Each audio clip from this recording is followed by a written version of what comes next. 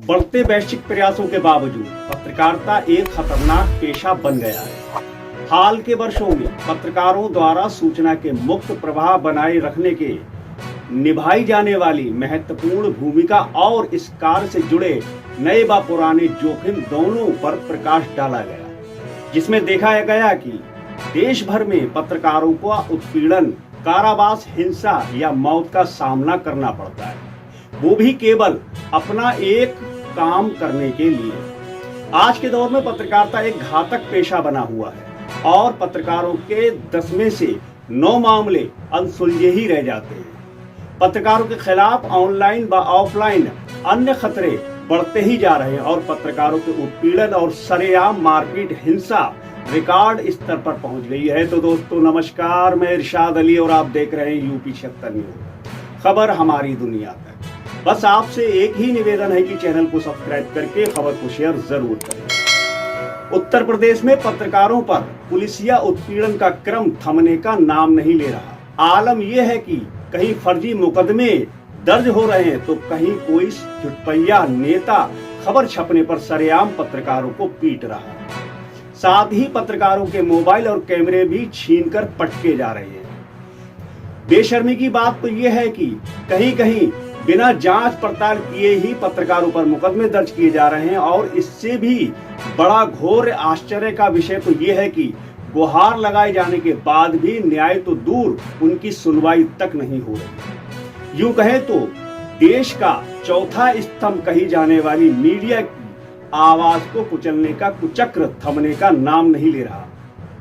अभी ताजा मामला यूपी के मथुरा से निकलकर सामने आया है, जहां एक पत्रकार को खबर दिखाना भारी पड़ गया और पत्रकार को सरेआम पीटने वाला एक छुटपैया भूरा के सामने पुलिस नतमस्तक हो गई।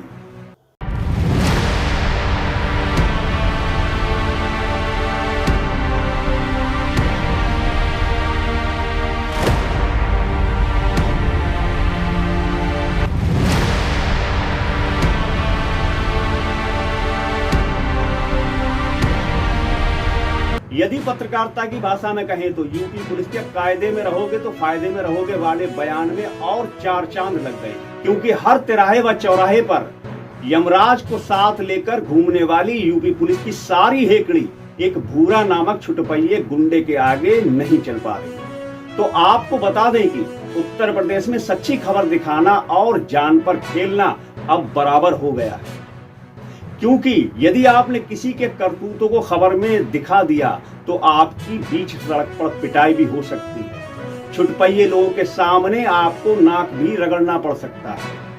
अस्पताल पर पड़े इस व्यक्ति का नाम है वीर नारायण शर्मा और ये एक निजी चैनल के जिला स्तर के पत्रकार, लेकिन इनको खबर दिखाना इतना महंगा पड़ गया कि आज ये अस्पताल में बेड पर पड़े हैं, जिनकी अब सुनने वाला कोई नहीं। आपको बताते चले कि पत्रकार वीर नारायण शर्मा का आरोप है भूरा नाम के एक छटे हुए गुंडे ने उन्हें बीच सड़क पर सबके सामने रोककर दौड़ा कर पीटा। कारण था कि उन्होंने एक खबर प्रकाशित कर दी थी, जिसके बाद वीर नारायण शर्मा ने इसकी शिकायत गोवर्धन थाने में की और फिर असली कहानी तो यहाँ से शुरू हुई।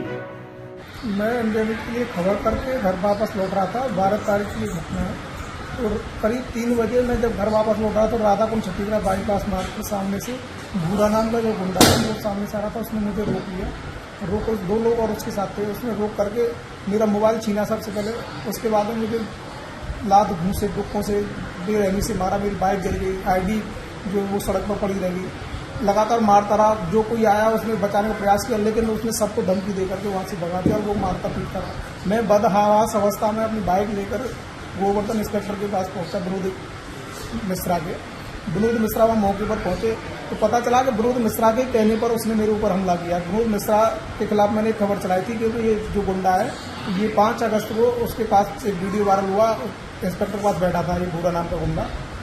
तमाम इसके ऊपर मुकदमे हैं, पुलिस की मजामत, वन रक्षक के साथ मारपीट, महिला पत्रकारों से छेड़छाड़, कई मुकदमे हैं। उसको सर्वेक्षण इंस्पेक्टर का मिल रहा था, इसने मुझ पर हमला किया। मुझसे कहा इंडिया न्यूज पर मेरी खबर चलाएगा। मैं इंस्पेक्टर के पास बैठा तो क्या हो गया, तूने इंडिया न्यूज पर खबर क्यों दिखाई, मेरी बेइज्जती की होगी। मैंने भाई मैंने बेइज्जती, चैनल पर खबर चलाने का काम है, मैं खबर चलाऊंगा। वन चलाकर फिर मारपीट, इतनी भयंकर मारपीट की। उसके बाद में वो सीधा भाग गया। जब लोकेशन पे इसको पकड़ा गया, लूट का मुकदमा इसके खिलाफ लिखा गया मेरी तहरीर पर। बरामद फोन उससे हुआ लूट में, लेकिन इंस्पेक्टर ने, क्योंकि दोस्ती है उसकी, 323 में चालान करके भेज दिया और उसको बचा दिया, उसको छूट दिया। आज मैं जब डीएम साहब से शिकायत करने इस पूरे प्रकरण की आया, तो फिर यहाँ आकर मुझे डीएम कार्यालय पर भेज लिया और यहाँ करके फिर मेरे साथ मारपीट की है। अब मैंने सदर में तहरीर दी और मुझे यहाँ जिला हॉस्पिटल में एडमिट करा दिया।